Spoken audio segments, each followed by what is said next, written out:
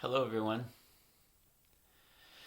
I've been waiting for some time now to share in more depth and detail my process and experience with fasting and Breatharianism, as well as invite you on the journey with me.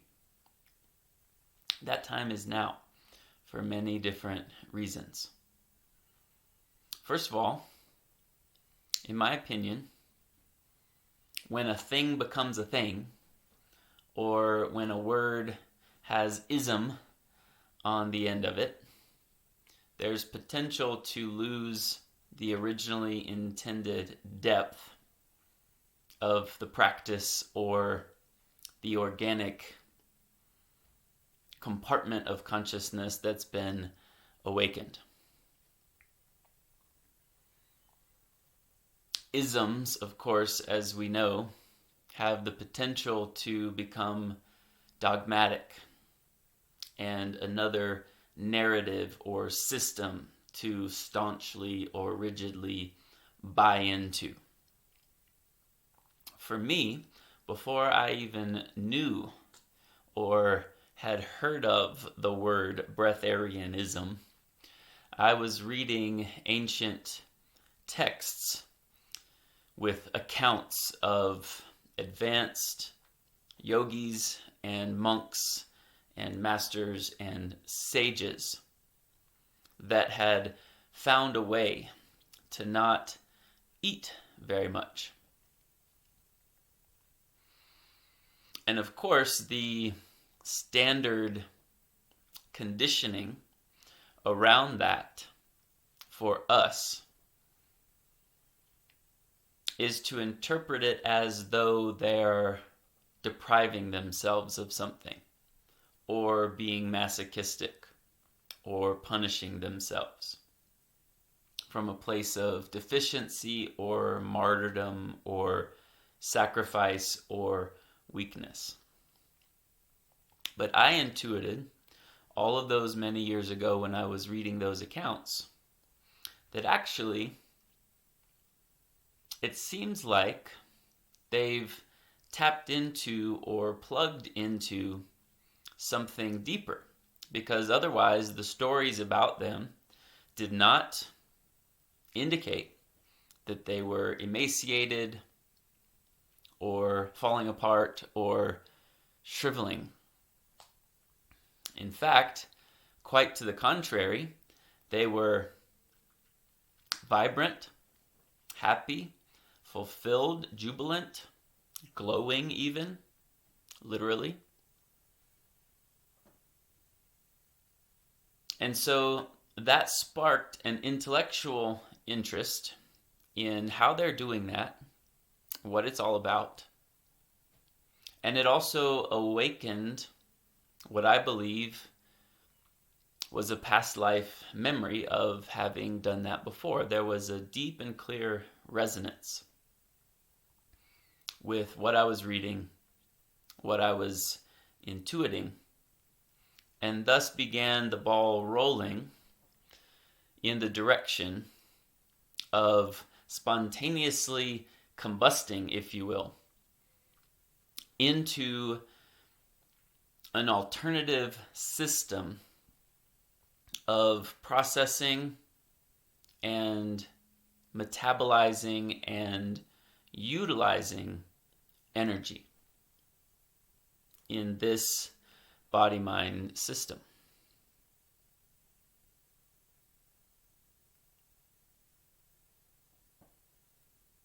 That occurred 2 years ago, and from then until now, I have been very intuitively guided and have been experimenting on myself in many different ways and versions of fasting and breatharianism. In my opinion, the difference between fasting and breatharianism, and I simply call it Breatharianism because that's become the word for it. Even though, again, I don't like the label or the identity or the over identification with it, like I am a vegan, I am a breatharian, I am whatever it is that, again, could be dogmatic or rigidly adhered to.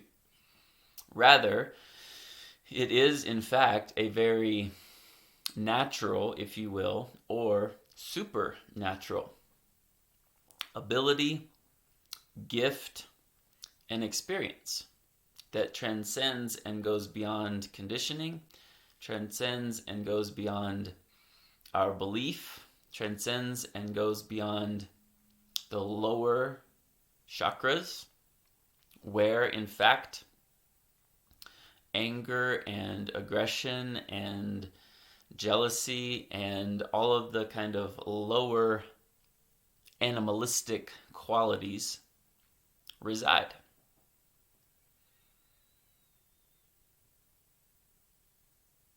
Fasting, to me, is going without food, or for some, also liquid, going without the typical patterns of ingesting in order to clear out the digestive system, in order to have a cleanse, in order to reset your body, and many other byproducts that come from that. However, with strict fasting or mere fasting, you then have to replenish. You then go back more or less to eating again. And it's usually periodic or intermittent, but still relying on food and the kind of third dimensional way of ingesting and digesting that we're all accustomed to. You're still in that system. And the spiritual experiences, as well as the physiological and health implications and benefits there, are vast in and of themselves. So I'm not downplaying that. However, breatharianism, or whatever else we might want to call it, is graduating from the need for physical food, and yes, for some, myself included, water, liquids, altogether. The need, in the way that it was, in the way that we've been taught, is no longer there. Hunger, in fact, is no longer there. Eating or ingesting in the other paradigm kind of way is simply by choice and or for pure pleasure. It's no longer from a place of deficiency, or just because it's 6 o'clock it's time to eat dinner, or just when you wake up in the morning you eat breakfast with your routine. It becomes very present momently guided. And the enjoyment of eating when I do eat now is far greater than it ever has been. In fact, I have historically had not a great relationship with food due to allergies and kapha dosha. For those of you who are not familiar, that's an Ayurvedic term that we don't have to go into now. My kapha dosha propensity to have kind of sluggish and not great digestion. Through fasting and breatharianism, transitioning to a higher, deeper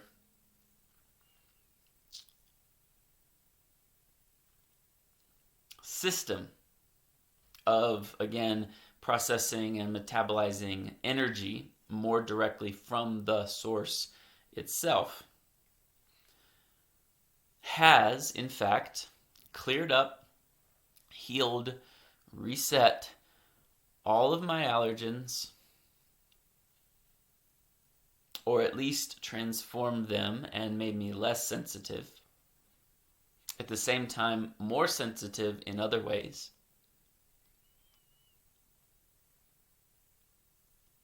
Also has reset my digestive system when I do eat. And those are just the physiological and health benefits.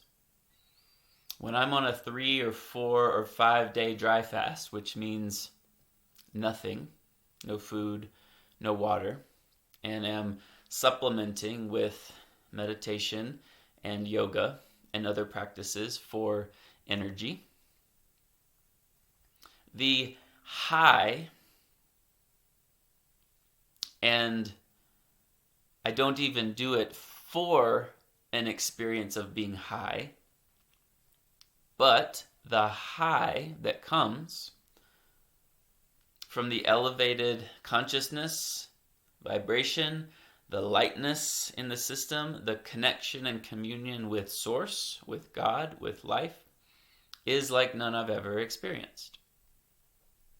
Also, my softness, my compassion, my tenderness increases in relating with other people, and that kind of lower chakra agitation and aggression is just not there. The way I am present with my wife, present with my students, present with myself, present with strangers, and even crying kind of at the drop of a hat with sweet tears of empathy, increases dramatically. There's an overwhelming of joy, happiness, union, oneness, connection that I have in those states. So fasting and Breatharianism, or whatever it has historically been called, if it has even been called anything, is a deeply healing experience, physiologically, psychologically, emotionally, etc., cleansing, and is also a deeply spiritual experience. It's in every spiritual text across the board. Unfortunately, it's been interpreted as deprivation, going without, rather than what I just described to you and what I intuited all those many years ago. I think there's something deeper happening here. And in fact, it's true. So this has become a lifestyle for me. And I've had many different experiences with it. Have kind of ironed out the kinks and have done a lot of troubleshooting with myself as my own first guinea pig. And I'm ready to offer it to you, especially now when food, not to mention many other of the basic or base biological functions that we have as humans, have been weaponized against us, used against us maliciously and intentionally. We have been lied to about our need for food, what kind of food we need. The food industry, as we all know, not just the meat industry, but the food industry in general, is infiltrated by darkness. They are literally putting poison in our food. That might have cognitively, dissonantly gone in one ear and out the other. When I said that, let me say it again. They have weaponized food against us.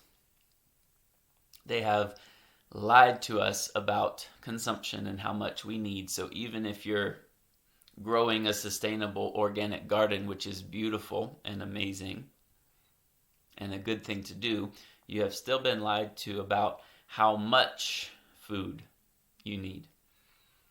Therefore, if you embark down this road, think of the money you can save. Think of the work you can cut back on. Think of the extra time you would have to spend either with family and friends. And guess what? When you're with family and friends, you don't have to be eating every time. To be spent doing more introspection, contemplation, yoga, meditation, etc. And the reserves. Not to mention, you actually don't have to sleep 8 hours in a night. That's another lie. Or if not a lie, is an assumption based on the other lie of how many calories and how much food you need, because you need extra time during the night to digest it and process it. The awakeness, the alertness, the clarity, the groundedness is profound and is literally organic. You don't need an extra supplement. You already have it, but it's a process. It's a transition. Comes with a lot of necessary deconstruction around what we've been taught and our emotional connection, as well as addiction and codependency on food and certain kinds of food and certain times of eating, certain patterns and habituations that seem normal or are taught to us as normal but are really unhealthy, or at least blind. Anything that you rely on, you are literally a slave to. That may sound extreme, but think about it. Do you really want to be free? This is the answer to the world's hunger problems. This is the answer to the world's financial problems.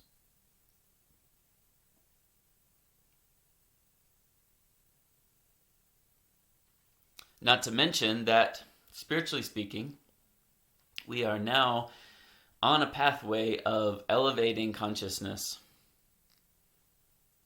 ascending, if you will, as a planet. At least that's the invitation. Not everybody is on that trajectory, and that's okay.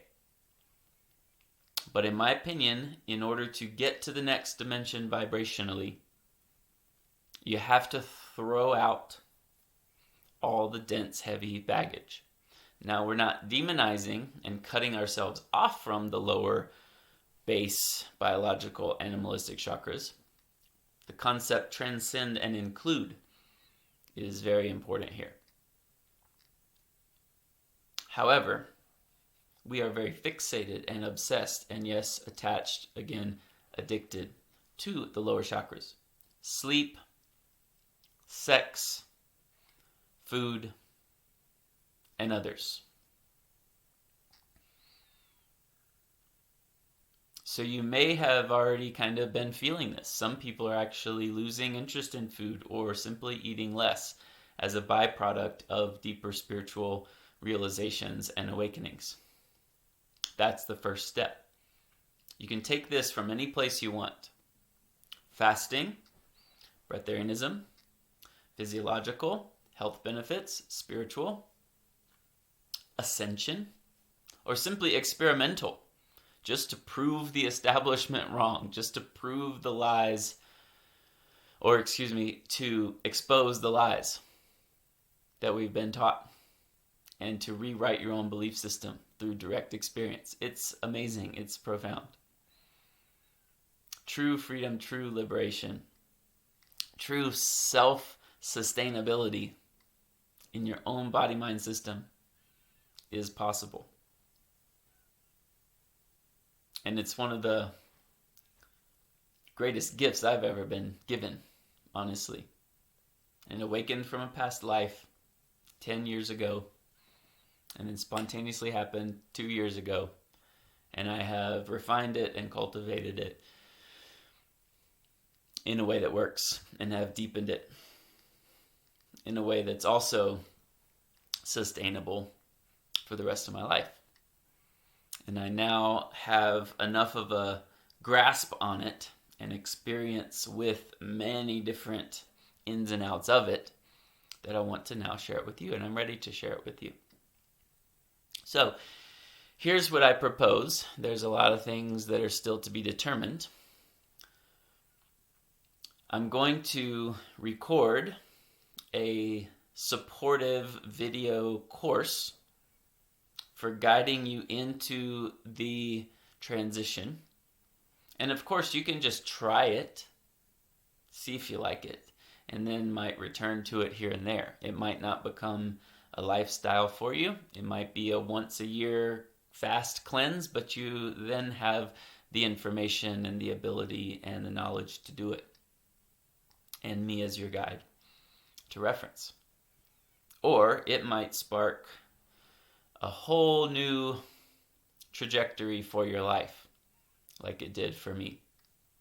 Change you inside and out, your whole perspective on everything. That's great too. You can take it however you like. So, I'm going to do a pre-recorded video course to support you along the way, as well as have a weekly group meeting so that we can get together and share and support each other. And I can bring different details and answer questions and help you troubleshoot. And we'll have intensives, either like weekend long or week long or 10-day long, where we really dive into it deeply together. Hopefully, the COVID situation will be diminishing soon, and we can have in-person gatherings, workshops, retreats. But for sure, we'll do it online if necessary. The price will still be to be determined, but right now I'm just wanting to fish and see who might be interested in embarking on this with me. There will be opportunities for one-on-one check-ins, just like all the other things that I teach, especially those of you guys who already work with me in that. Yoga and meditation, there's weekly meetings, there's one-on-one stuff, there's pre-recorded videos, there's retreats, there's workshops, there's online, there's in-person. So I just want to see who's interested, where you're coming from. It's very important that we have kind of a conversation and a little interview process first, because this can in fact be dangerous if you've not done appropriate ego work, nervous system work, shadow work, subpersonality work. If you've had eating disorders in the past or other medical conditions in the past or currently, those should be taken into consideration and will be. If you have body image issues, we'll talk about allergies. We'll talk about all of these things. And if I have kind of an intuitive red flag that you're not quite ready for it, then I'll let you know. Because people do die of starvation. People do die of thirst. People do have adverse consequences to different kinds of diets and fasts. And that's not what we're after. So the other kind of work that I teach is very important to supplement. Not just to supplement, but as a foundation for taking this deeper dive. However, most everybody can experiment with simply eating less, having brief intermittent fasting, and seeing what happens. But to the degree with which you're ready, to the degree with which you've done some deeper work, and to the degree that you want to take it, is where I will meet you with it. So please respond, whether I'm posting this on Facebook or emailing. You can email me, kalianacenter@gmail.com, or reach out on Facebook, or if you have my phone number, text me. However you like, to ask further questions, for clarification, more details, or to say, yes, I'm in, sign me up, and then we can talk money and schedule and details and all that. You guys know that money is never an obstacle to receiving this kind of work or from working with me. I do know for sure that if you're already on a monthly plan of certain number of yoga and or meditation classes per week with me, then this can be a part of that. So if we do like a weekly fasting and breatharian meeting group, then that can count for one of the classes per week that you're paying for. I am clear about that. It can be incorporated into that plan, into that system, into that payment already. Okay, so reach out, ask your questions, claim your interest, and I look forward to embarking on this with you and sharing one of the deepest, most profound experiences of my life that I know will change your life too. Namaste.